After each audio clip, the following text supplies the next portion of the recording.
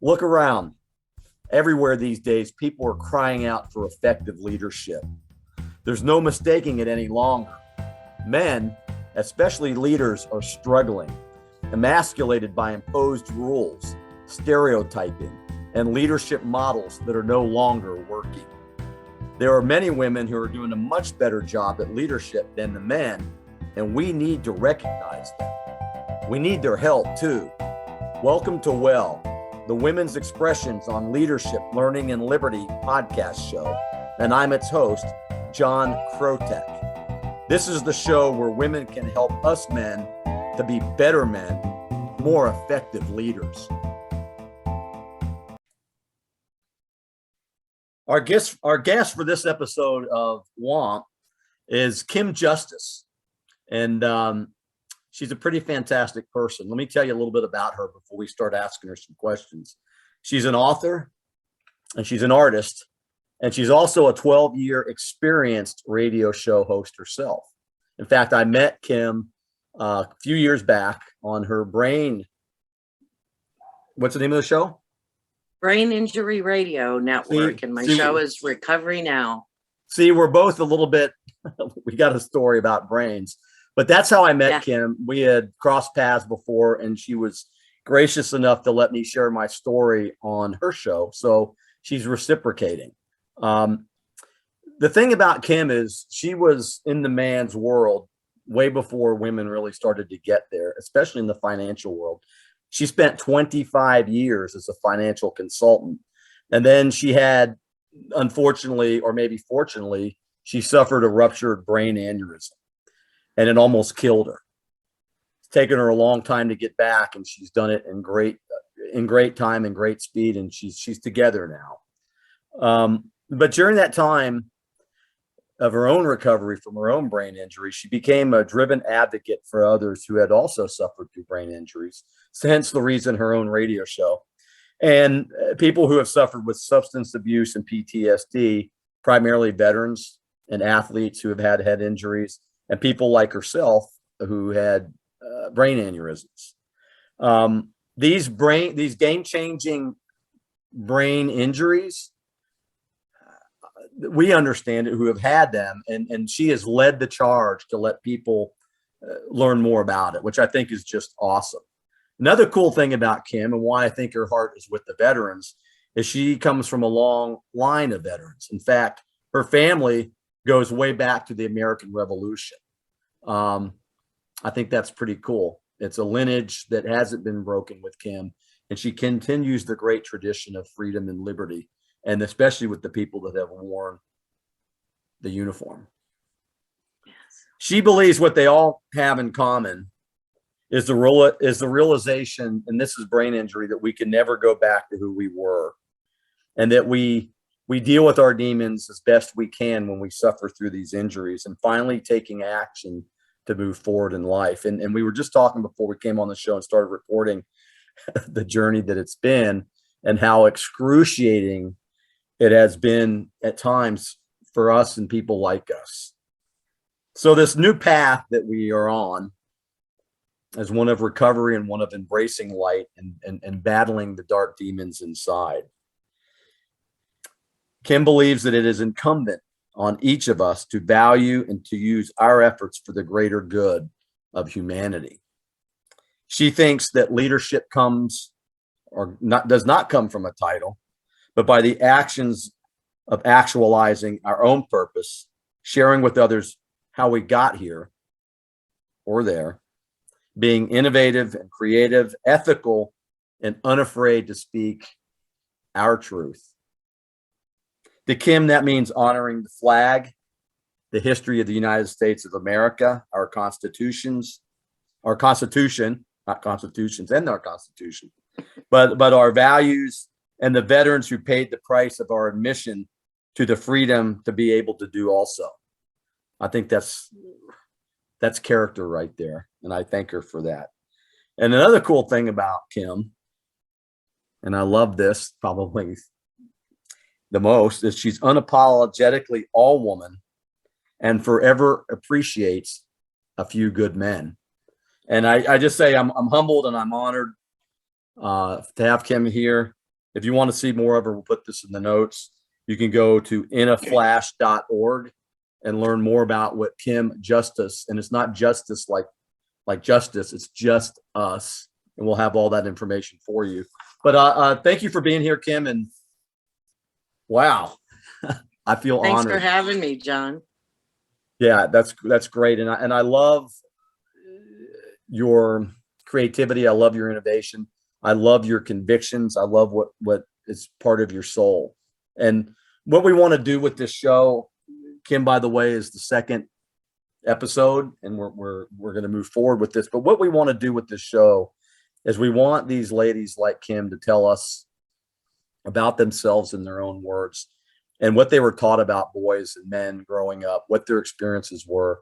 And then hopefully through that story, we can deem some tidbits and some tips to help us to be better leaders ourselves and to be better men. And by doing that, by virtue of doing that, we're going to be able to help each other and to learn from each other. But, let me ask you this. Let's get right to it, Kim, because I'm done talking. It's more about you and how you can help us. Tell us a little bit about your childhood. And then as you were growing up as a young girl, young woman, what were you taught about boys, and what did you learn after being around boys? Well, I was an only child, daughter of a Marine and an Italian mother. I'm Italian and Irish. So because I didn't have brothers or sisters, there wasn't, I was raised to think I could do and be whatever I wanted to. So I wasn't taught to be how to fulfill a male role or how to fulfill a female role. I was free to fulfill a Kim role and find out who that was going to be. But for anybody who's a daughter of a Marine, you know that you learn some things, how to bounce a quarter off your bed really young, and integrity, and that there are rules, there are rules. From my mom, being an Italian mother, you also learn you can't keep them from speaking their truth. So that's that. There's also some rules there, but I was pretty much free to be able to discover who I was going to be, and sex wasn't an issue. Now, one of the things coming up, though, I was attractive and modeled and was in some movies and had a really full teenage years. And a lot of the interaction with guys either was totally based on looks, and so you never really knew who the other person was because it was an instant chemical thing, like I say, based on looks.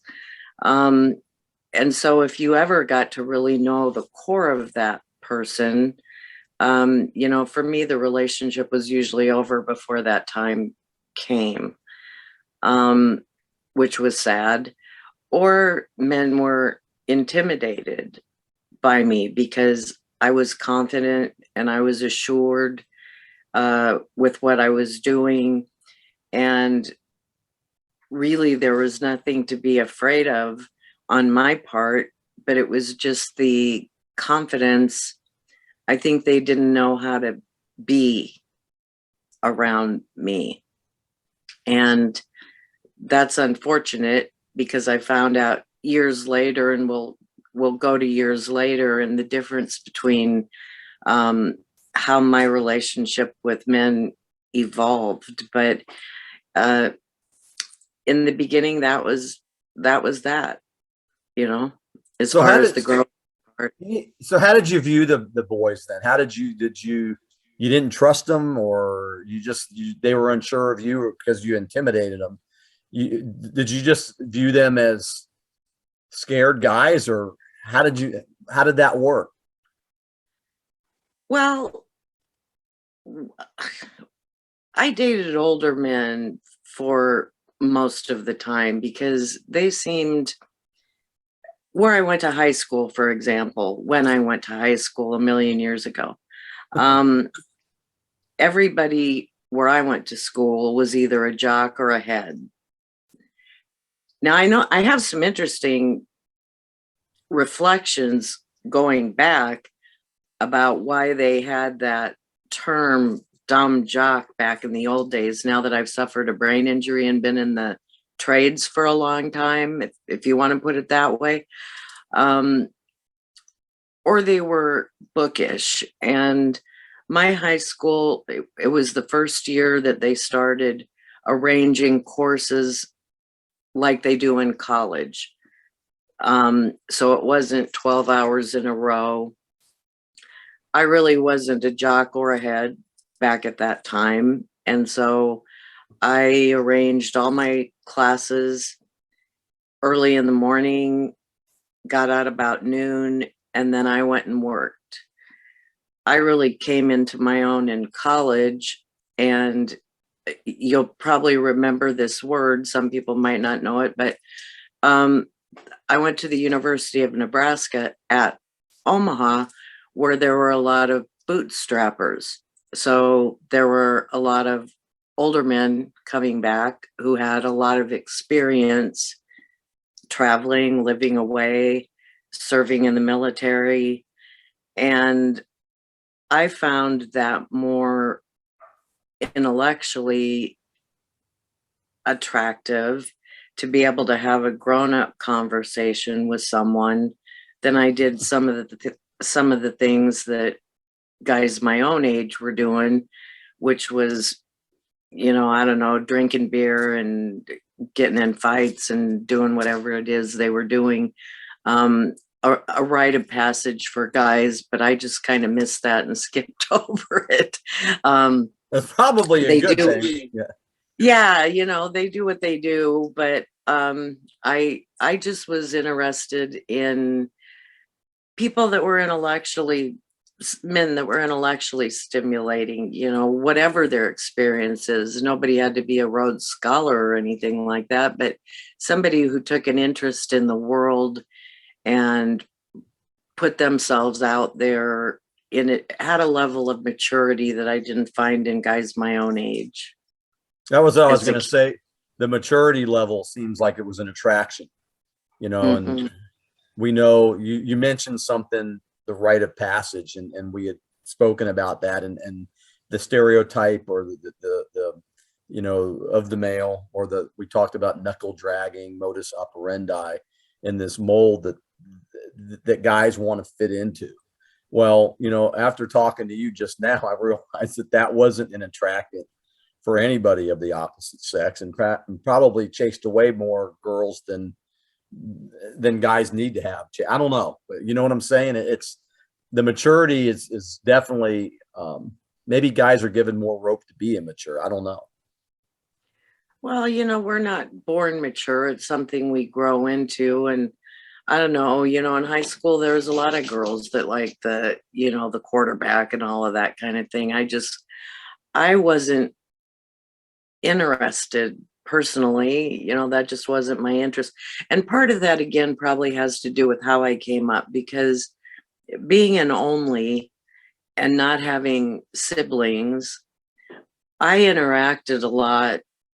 My folks had a lot of friends. They were very young. My folks were high school sweethearts. They got married, king and queen of the prom, most likely to do everything in the yearbook. Um, they wind up getting to graduation, and I'm going to be coming. And so they both came from very poor families. And excuse me, my dad joined the Marine Corps because he wanted to get an education. They both had a desire to do better than where they came from, and they weren't going to get that help from their families. And so he joined the Marines. I was born, we stayed at my grandparents' house, my mom and I. And when I was about 13 months old, we took the train to Quantico, Virginia, where I met my dad for the first time. So, you know, they were 18 when they got married and kids themselves, right? And they've got this kid. And so when I was growing up, we had a lot of people around the house, their friends, and I was there around their friends. And I think, you know, that was one of the more unique things about me is I was exposed more to adults at a young age than other children. You know, most of those people weren't going to go on and have their kids for another 5 years or so. And so I spent a lot of time around adults when I was younger. And I think that's why I found it attractive still is people that I can learn something from, you know, who have been around. I've always had an inquisitive, inquiring mind, and so that's just kind of the way it rolled. I spent more time around adults than and saw, you know, what I would want to mirror and what I wouldn't want to mirror out of those adults. So yeah, that's interesting. So, you know, that being said, you know, you bring up a lot of interesting issues, especially being an only child. But, you know, so we have these roles. You know, your parents were young. My parents were actually young too. I think my mom was 19 when she got married. My dad was 21. And you were a Marine Corps brat. I was an Army brat. You know, as far as the roles go, you know, what is, you know, masculinity and femininity? What is masculinity? What did you learn about it? What did that mean to you? What was the role of a male in the home that you were growing up in? What did you infer from all of that? well, later I grew up in a pretty traditional family model, you know, where my father had a certain drive to succeed, and you know, the Marine Corps primed him. And Oh then, yeah. you know, he went on to go to college, and it was interesting because they killed the GI Bill while he was in the Marine Corps, which really sucked for him. And so when he came back, he worked full time to he went to college full time and worked as a bartender at night full time to get himself through college in 3 years. And so a very strong work ethic was demonstrated to me, and that things don't get dropped in your lap. You work for them at whatever level that is. Now, my mom, you know, later when it gets to the point where he's through college and he does get the first part of his career, my mom was home, and her job at that time was being a mother, and that is a job, you know, um, and something I want to talk about in a couple minutes. But during the time where he was working and going to school, she had she had been equally athletic as a woman. She was a majorette, and she taught baton lessons. So she'd put me in a bag and bring me and plop me down. Of course, I was twirling when I was a young girl. And then some nepotism came in, and I led the marching group. But she worked, you know, to help support the cause. It was something that they both wanted. They both wanted more than how they came up. And so they had a joint mission, if you will. And that mission meant that she stepped up when she needed to and was working. And then later, she could have still done that, you know, if she wanted. And everything, you know, you think about in retrospect, she probably could have had the most successful baton and dance studio in town. Everybody knew her. They knew her region wise and otherwise. Mhm. And she could have gone down that road, but she made a choice to be a mother.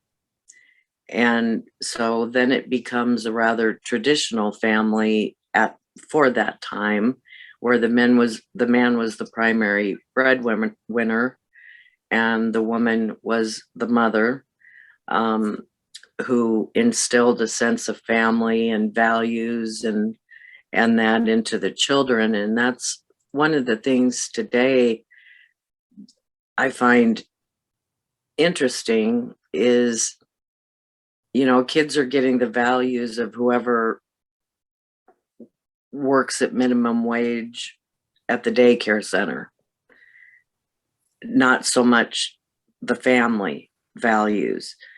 We used to sit down around the dinner table every night.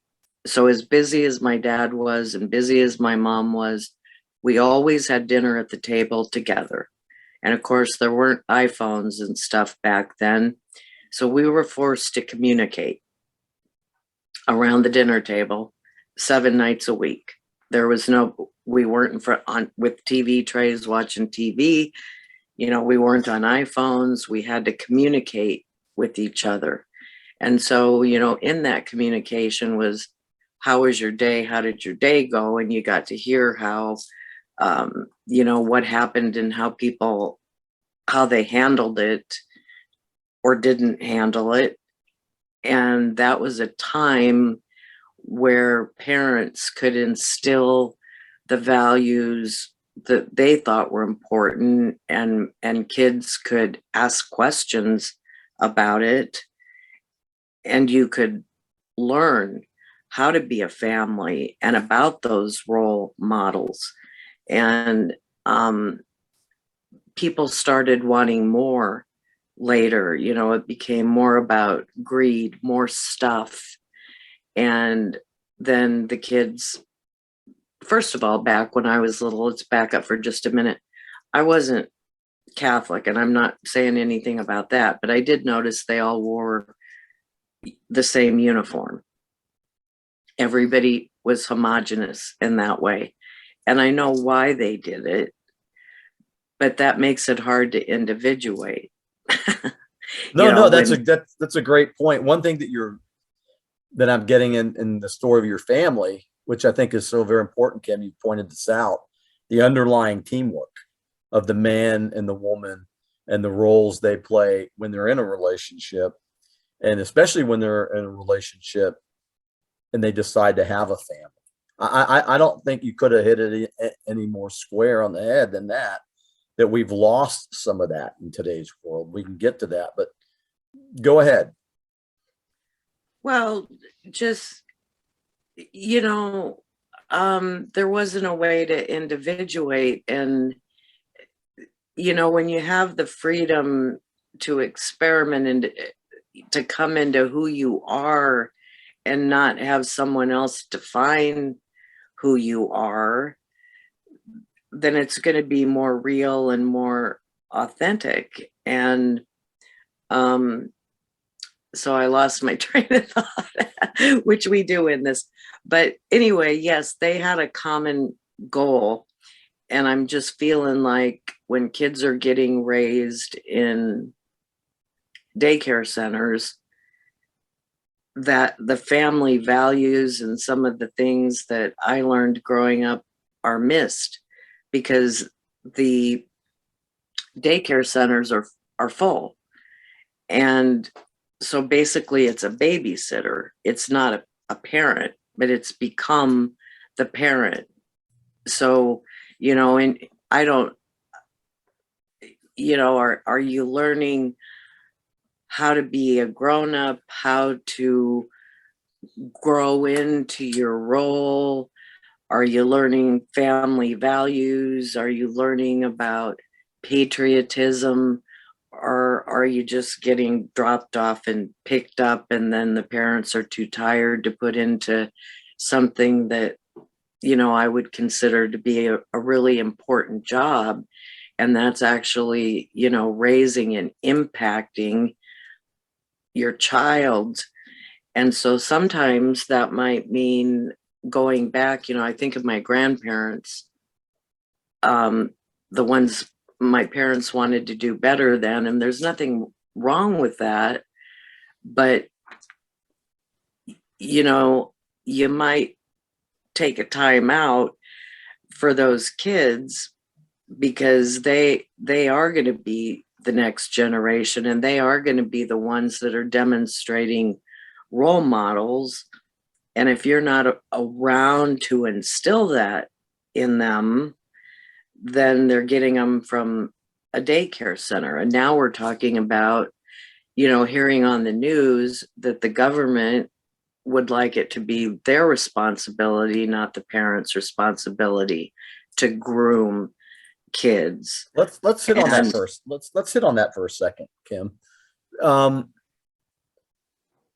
That's a really good point that you raise, and in today's modern techno digital age, obviously I'm probably in the same generation that you are, and definitely the kids, the way they're raised now, is nothing like we had it, and so on and so on. But you know what? You raise a good point. The loss of the individual and placing the responsibility of rearing a child onto a government or an organization or a school, it's almost like some kind of a design. And then, yeah, that's China. That's not America. So I guess my point that I lost for a minute there is that my grandparents lived with a little less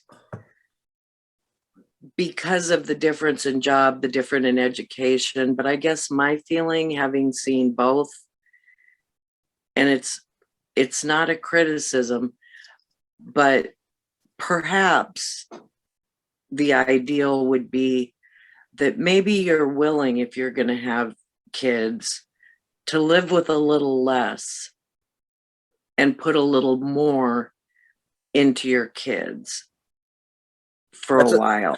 That's a great tip and a great point, because, and you mentioned China, right? But we talk about the nuclear family.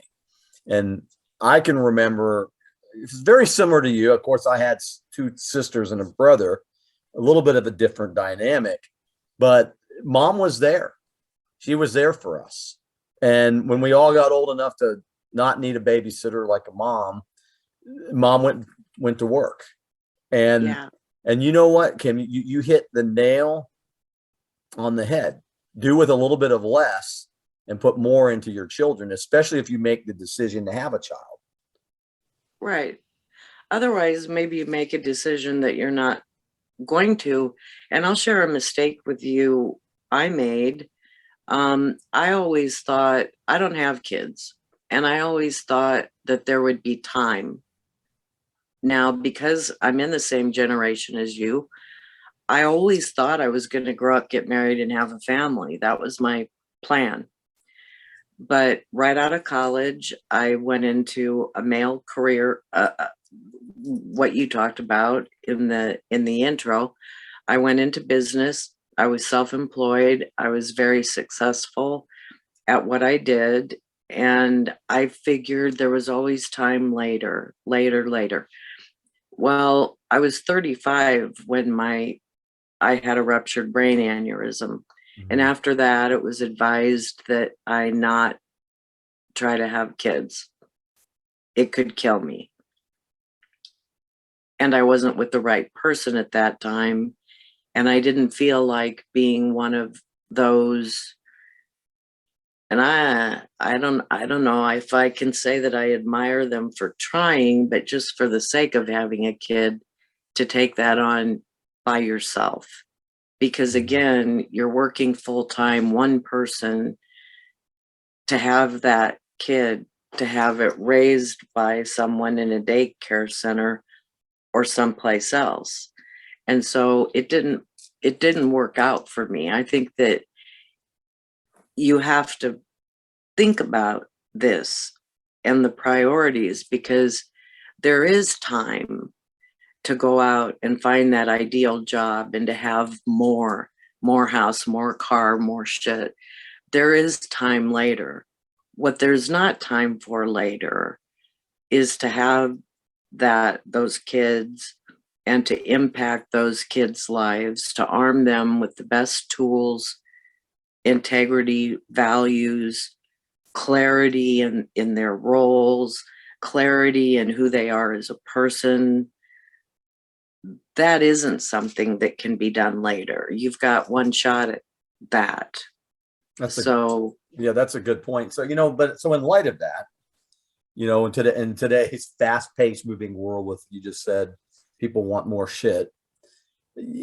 What do you think are, we can probably answer this intuitively, but what do you think are the greatest challenges for men in today's fast-paced, all about me, or the priorities may be skewed? What are the greatest challenges? Well, I know that a sense of masculinity has been trampled all over. Again, going back to my grandparents' time, the roles were pretty clear, what the men did and what the women did. As we evolved and women got into the workplace, something I see lost in a lot of positions, and it's reflected in the huge divorce rate. What is it, 50%? It's probably Like more that, than that. Probably more than that now.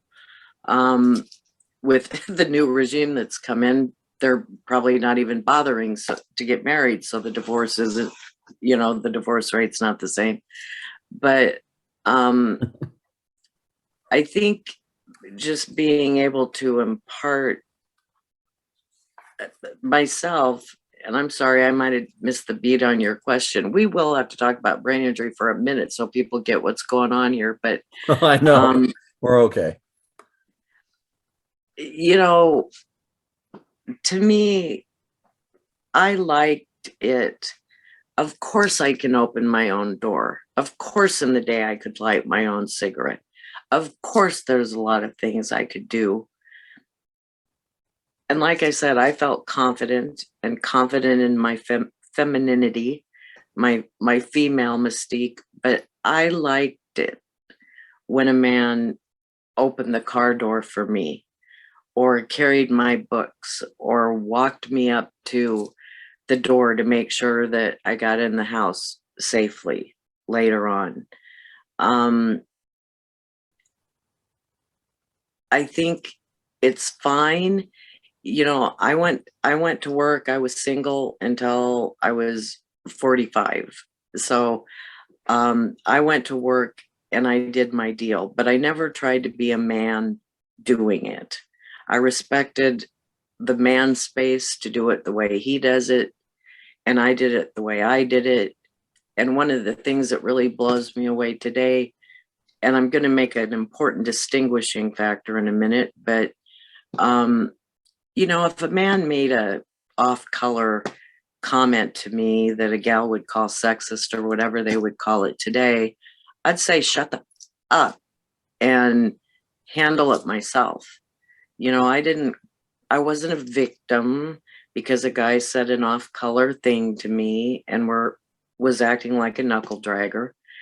I didn't see the need to whine about it, be a victim, get him fired, make it a drama. I just told him to shut the up, and that was the end of it. No, and I get that, and this victimology that we see every day, it's a valid point. Two things that you've hit upon, Kim. One of them is etiquette, and then the other word that you used was sexist. There are some people that believe that opening a door for a woman is sexist, a man and a woman, or some of the things that you mentioned, that's sexist. And when we talked about mental health of males these days, in fact, sexism in the workplace, or being accused of being a sexist, has added further consternation to that role that some men attempt to fill. So we've got a lot of things working against the roles that men and women fill. And it's almost like there's this, you talked about mystique, and I know what you meant, but there's this blurring of the lines that sometimes don't make any sense at all. Well, men and women have both been known to abuse their power. And that's a problem, when they abuse their their power. Women have done it to men, men have done it to women. And that was the distinguishing category I was going to make. When people aren't doing that and they're just being a man doing his job and a woman doing her job. As a woman, I didn't have to be the man. And let me explain that to you in terms of what I was doing. I was in sales. I was a financial consultant. This was before all the girls turned into the Gap generation and started cutting their hair and wearing tan pants and a white blouse and got homogenous like the Catholic kids I was talking about. It was fine for me to dress up and be a woman. And I'll tell you the advantage for me, and the girls are shooting themselves in the foot now, is that there were a million men in suits trying to go in and sell employee benefit packages to businesses. Mm-hmm. They got brushed off all the time. When I called, I always got in the door. That had something to do with me being a woman. That's great power. That's great power. Hell yeah. Now, here's what you have to do, though. You have to know your stuff once you get in there, because if you're getting in because of the curiosity or because you're different than the million stuffed suits that hit on them every day, they're willing to let you in to talk to you. Then you have to stop using that female mystique that you used to get in the door. Mm-hmm. And not move a step further by being a bubblehead. Then you've got to switch back to being focused and knowing your stuff as well as any stuffed suit that would walk in the door. And that worked really well for me. It gave me a home court advantage in getting in the door, but then I had to know my stuff to be able to sell it. I sold me by getting in the door being different. I got the sale by knowing what I was talking about and being as capable as anyone else. Yeah, great point for all the ladies listening to it. So talk the talk, but walk the walk too. We've heard that, and even though you weren't in the classical position, being a salesperson in the financial industry at that time, you held your own. And so yeah, proof be known that women are capable of filling really any role. Absolutely. I don't get the thing of wanting to go in, take the guy's place, be the guy, compete with the guy, and then play the victim card. You can't have it both ways. Mm-hmm. You're either the woman who goes in comfortable in your own role model and doing your job, and then you handle it yourself the way that I was talking about earlier. I handled myself, but you can't be a strong woman and then allow yourself to play the victim card. To me, that's a real insult to women. I would prefer to do it the way that I did it, which is being comfortable in being a female and then being forced to be capable and do that job and be able to handle the interaction between the men and the other women that I'm working with. But I can't go in and act like, hear me roar like they're doing now, and I deserve all of these things because of the past. I get automatic entitlements and then cry victim. I mean, I talk about the same thing in brain injury, and it really gags me these days, the level of victim that we're hearing across the board on the news. Everybody's a freaking victim. Well, that's what comes out of being a victim, is learned helplessness. And these entitlements, our learned helplessness. You're being taught to not be strong. You're being taught to not individuate. You're being taught to feel to be dictated, your role to be dictated to you, and not to be able to be the architect of that role and feel comfortable in it. No, And no, I love that, because, you know, that's the second thing you hit upon now: individuation, or the lack thereof, and then the victimology of the workplace or of the society. You know, another strike or something that we need to be concerned with. You know, what do you think holds? You know, when we look at the men in business, you were around a lot of them. You were like what, the yellow duck and the brown ducks, something like that. But, you know, what do you think holds men back from being effective leaders? well, you got to be willing to put in the time, the determination, the drive, the education, but you can't just get a label. Right now, one of the things wrong with a lot of leaders is they were bestowed a label and they didn't have the skill set to match it. From That's a the great top, point. Great point. from Great the top up, we've got 50 years of losing on top right now. 50 Yeah. years of losing on top.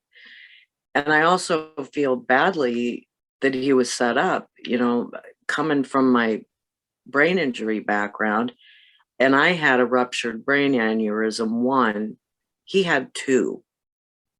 Okay. Hmm. And he's a lot older than me. And so what's going on now was foreseeable, that under stress, he was going to fold like a house of cards and not be able to handle it. So, all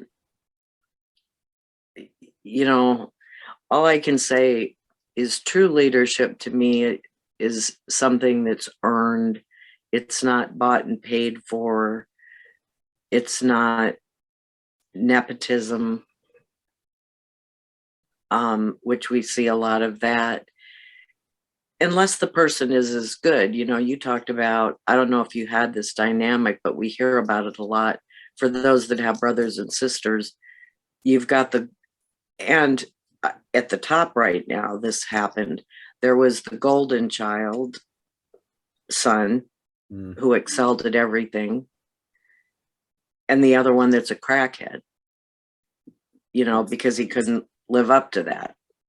So he's been a decades long substance abuse, pornography abuse, because he couldn't live up to the golden child. And there's got to be a way to be okay with your authentic self and who you really are. Little brother wasn't supposed to be big brother, but everybody has a skill set. And if you try to operate outside your skill set, it's not going to be successful. You need to find who you are and what your strengths are, and then work within your strengths to be successful and to be a leader. And what that means is, when we learn something, and I'll use the brain injury example for a moment, because I can, and because you'll understand this. Hopefully the others will too, because whether it was a divorce, or you lost someone to death or divorce, or you get a disability, or whatever might be the game changer in your life, you've gone along with your life and your plans of how you thought it would be, and then your life is interrupted.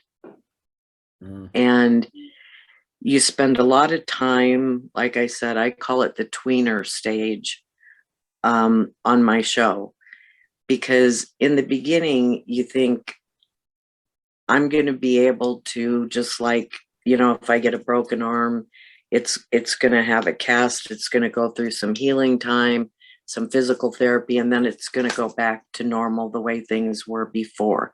And that's the expectation. And in some of these cases, with a brain injury, for example, you spend a lot of time in the beginning thinking you're going to go back to who you were before. Well, there's a couple things that make that not true. One of them is that you've gone through a traumatic event that is, you faced your mortality, and nobody knows that like a lot of our veterans, but in this case, in my case, I faced my mortality. That changes you right there. You learn a lot of stuff right there that are going to make you different than you were before. Mm.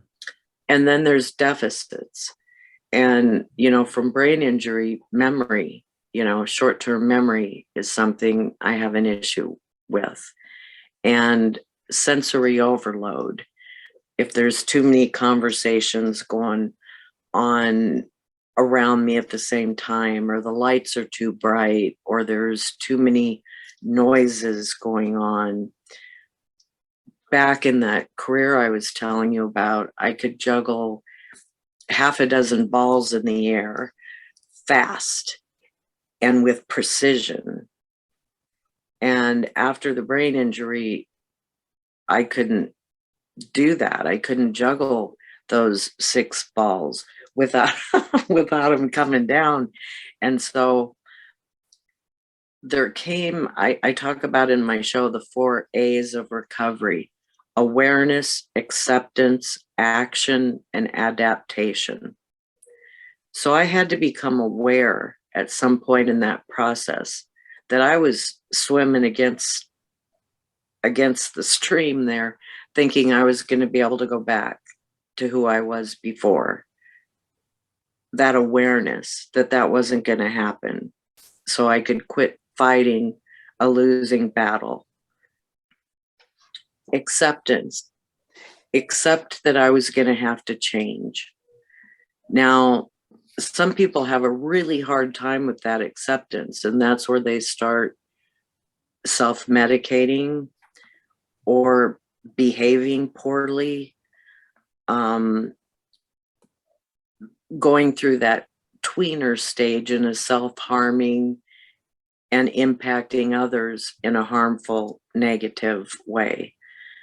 Hopefully, what I try to do in my show is get people to come to a radical acceptance that maybe the plan you had wasn't God's plan. And maybe this was a wake-up call that I need to try something different, or that there's something in my purpose that needs to be changed. So that's the awareness, the acceptance. Next comes the action. Okay, I'm aware I can't do things exactly like I did before. I have to take one thing and really focus on it to have that precision that I had before. Not 6 things, one thing, and really focus. And then I'm, able to do that with that precision. So I had to find that awareness of my new boundaries, the acceptance that I was going to have to change, and then take the action to learn the skills that I didn't just come with. Seek out those skills and that help from people who knew more than me, who had been on this block longer than me.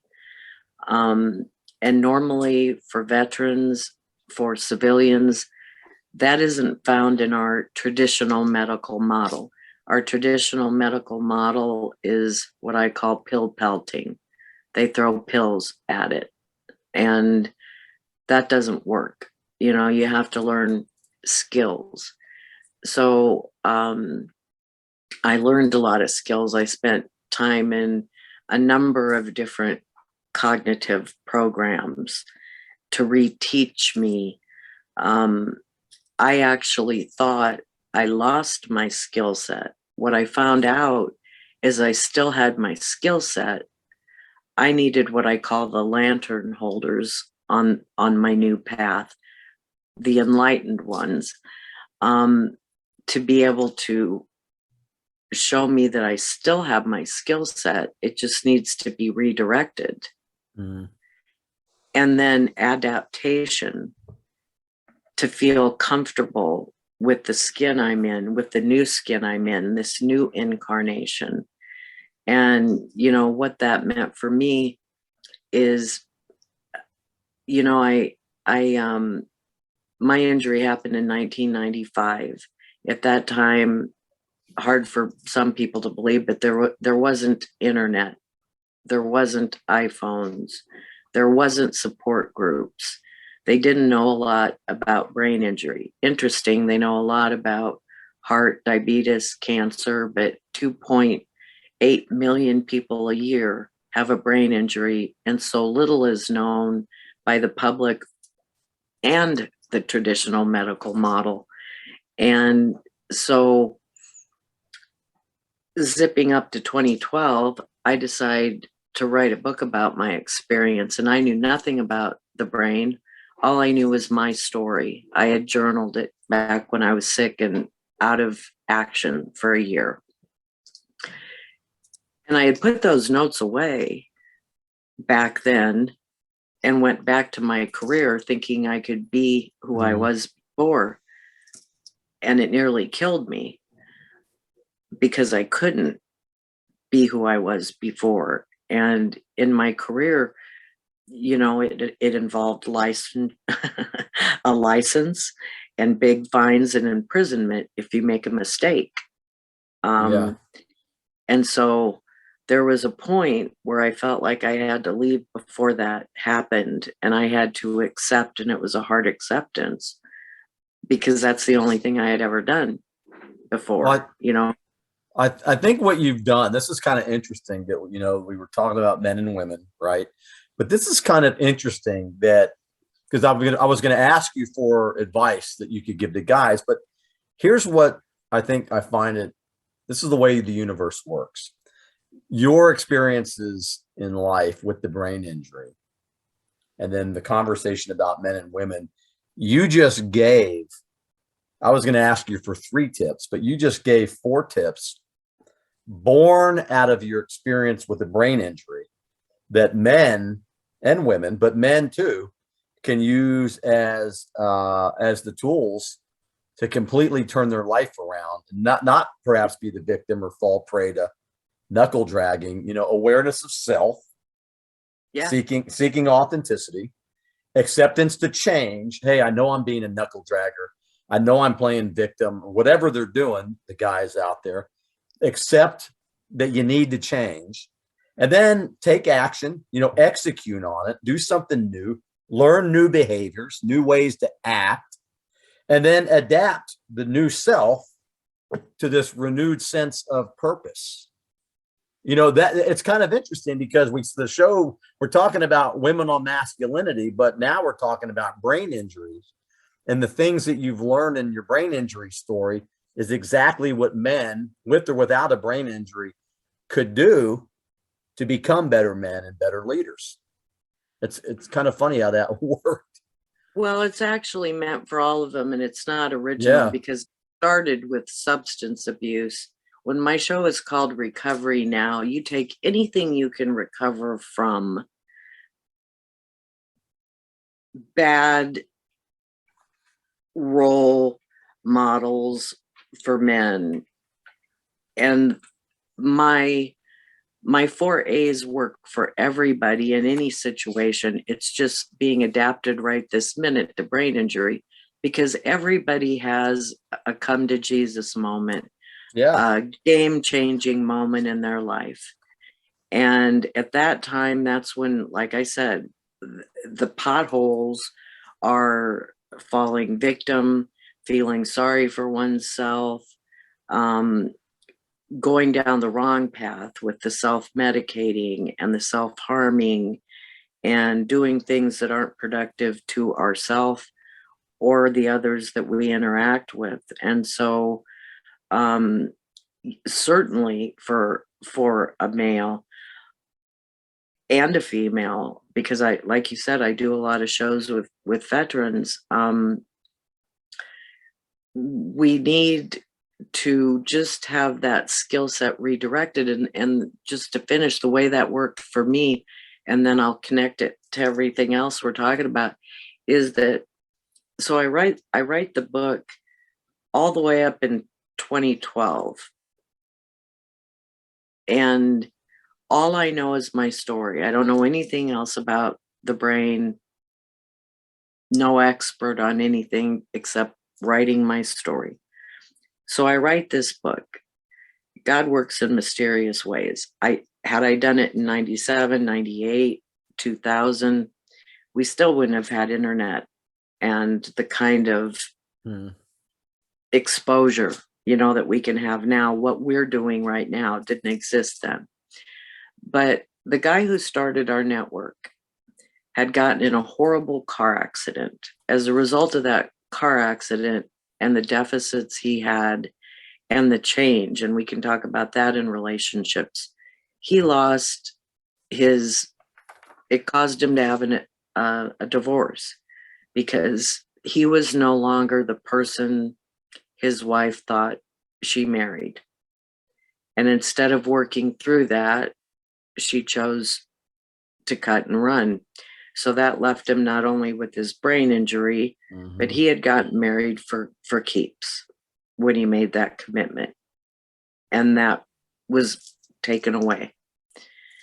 And anyway, he's younger than us. He learned about internet radio, and once a week on Mondays, I think what he was doing was cathartically talking through the changes he was going through because of this incident.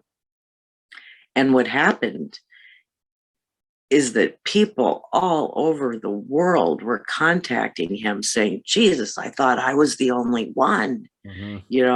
I went through something like that, be it no matter what it is. The brain is the brain is the brain. We all got a different experience, yes, but the brain is the brain is the brain. So whether it's a car accident, a ruptured brain aneurysm, a blast injury, whatever it is, we've got other ingredients that make our story individual, but the brain is the brain.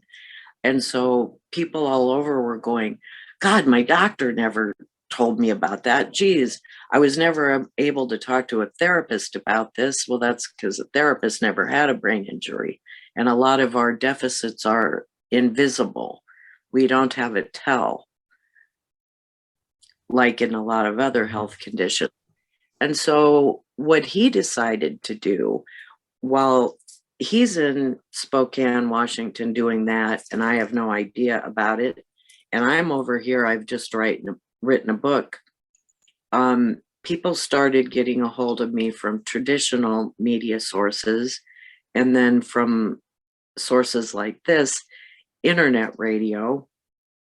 And it was funny, you met my husband right before this, and I got a call from Craig, the guy who started Brain Injury Radio Network, and he said, I heard an interview that you did, and here's what I've been doing.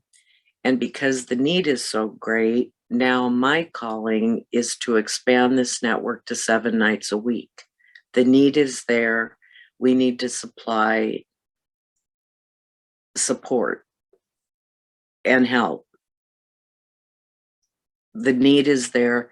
And I wondered if you'd like to be one of the original 7 hosts. And I said, oh, thanks so much for asking, but I don't have any experience in broadcasting. I didn't even know that internet radio existed until 2 weeks ago. And I'll never forget, the first guy that called me was from down in Texas, named James. And he asked me about this internet radio interview.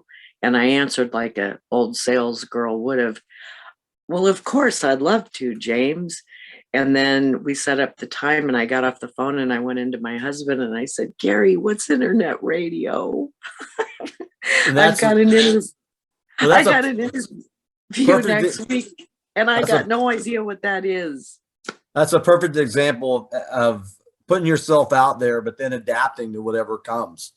You know, we're getting towards the end of our hour here, Kim, but you know, so I love the fact that it turned into brain injury, you being one that has experienced that, myself and others who might be listening. Um, and I had never heard of the 4 A's. So, you know, I learned something here today, and I hope that the folks that are listening did too. I just, we're going to have to do this again sometime because there's so much more information. There's so much more that we can learn from each other, men and women and women and men. And what I learned today and what you taught me, then I'm going to ask you one final question. So get ready, put your thinking cap on. Maleness or malehood or manhood or whatever you want to call it, masculinity is maturity. It's communications. And if you're in a relationship with a woman, it's teamwork. And it's also value driven. But even on the backside, when you started to talk about the brain injury journey, it's awareness, it's adaptability, acceptance, taking action. You put a lot of meat on the bones today. But let me ask you this. What do you think? What is your personal mantra as a woman, quote unquote, in a man's world? You know, I like the fact that you touched upon victimology or victimhood, but what is your mantra as a woman in what they say is the proverbial man's world? And Kim, how do you feel about that? I want to make sure I understand your question, but when I first came, and I'll make it quick, but the end of that story, when Craig asked me if I wanted to be a host and I said I had no experience, he said, okay, I'll let you go. He said, oh wait, by the way, did you have experience being an author before you wrote your book? And I said, no. And he said, and you do have a brain injury, right? Yes. He said, you're qualified. What night do you want? My mouth just opened and I said, Wednesday. So the point is here, you jump. You don't let your fear hold you back. You jump. And at our first meeting, again, weirdly, those other hosts were all men and they had TBIs. Now, what I have, strokes, aneurysms, are considered underneath the heading of TBI, but back then it was an ABI. I'll explain that another day. One of the guys said, she doesn't deserve to be here. She's not a TBI, she's an ABI. And two of the guys weren't going to accept me because I wasn't the same.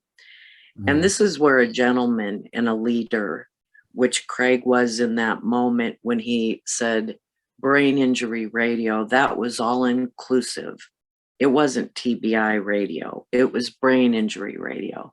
Right. And what he told them is he stepped up for me and he said, she's staying and she's going to be good at this. And you're going to back off and let her do what she needs to do. Now, I wasn't as sure of me as he was. I didn't even know the difference between a TBI and an ABI. And I didn't even know if I was going to be able to know how to run a studio and do shows. But he stepped up for me. And I appreciate that. And since then, you know, I'm director of operations for our network. I've recruited, hired, and trained probably 75 different hosts. I used to do that in the insurance and investment business too. So there's a skill set that wasn't lost. Networking, putting together a team, teaching a team how to act well together. And if they don't, they've got to compensate, take responsibility, or they got to go. And what I find is a mutual respect for what each other's doing. And again, that teamwork, because if one of us is bent on being the superstar and trampling on the others, the whole house of cards is going to go down. We're all on the same level. And to my closing comment on the masculinity and all that is, bottom line, at the end of the day, we all want to be loved and accepted, no matter what our sex is. And our behavior right now as a society is going in opposite direction than being loved, being wanted, being needed, being accepted, being part of a team with a mutual goal where we continue the mission together.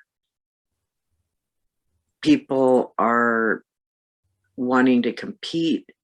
They're creating a divisive environment. And I think that's being pre-planned to break up the team. When you break up the team, then somebody else is going to come in and take control.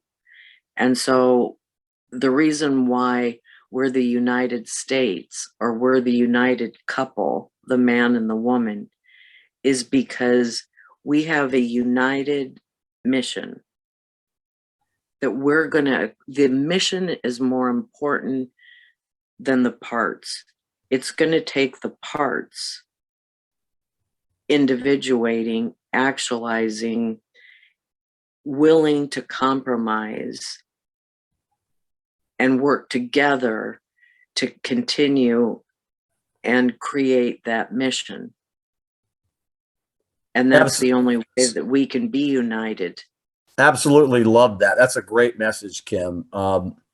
Unity, men and women, unity. And without unity, then what we have is what we're seeing in this great discord. And I think, first of all, I value your time and thank you for being on WAMP today with me. And all I can say is this, is if we work hard, and you mentioned work ethic, but if we work hard to truly try to understand each other as people, and maybe we put the male female thing on second, but as people, then maybe we can move forward and get somewhere. And it's going to take, you pointed this out, it's going to take, and I love that you said this, it's going to take acceptance to change, which really means a willingness to make things better. And there's a word that you stuck in there earlier. I don't know if anybody caught it, but you talked about priorities, prioritizing and priorities. It would seem to me, men that are listening, that if we had our priorities in the right place, that the world will be a lot better off. And all I can say, Kim, is thank you again for being here. And thank you for operating at a high level, even with the aneurysm and all the things that have happened. You are operating in a higher consciousness state, which I think we all need to embrace at times. Critical thinking, higher consciousness, objective reasoning, so many things that have been lost. But thanks again. And you've got the final part. Say what you want, and then we'll just close out, and then stay with me after this so we can talk for a few minutes off the air. Okay. Along with the 4A's, if you want a tip, short things are easier to remember. To tie that together is the how. The how do we do this? Honesty, open-mindedness, and willingness. What you just said. So when we're communicating and we're trying to learn that, I have to be honest about who I am and what I want. Something my dad told me when I was a little girl is that the biggest mistake a woman makes is thinking she's going to change a man. And that's probably true. He was right. He was right. I would have fought you tooth and nail on that, but he was right. And it's probably true the other way too. Open-mindedness and willingness. I need to be honest about who I am and what I need from you, and you need to do the same. too often we're either projecting onto somebody, trying to change who they are to suit us, or we're operating on an ideal of who I think you could be, who I could make you into being. Mm-hmm. But we both need to be honest about who we are, what we want, and what we're willing to do to be together and work as a team. And if those things don't line up, we're on the wrong team. Great point. There you have it. Kim Justus on WAMP, the Women on Masculinity podcast show, and looking forward to our next time we can speak with each other. Thank you, Kim. Thanks, John. Appreciate it. Hey, that was good. There's a lot of meat in there. That there was a lot, but you know what? I didn't expect that, because there's a lot of intersection between this ride we call our existence and the roles that we fill as men and women.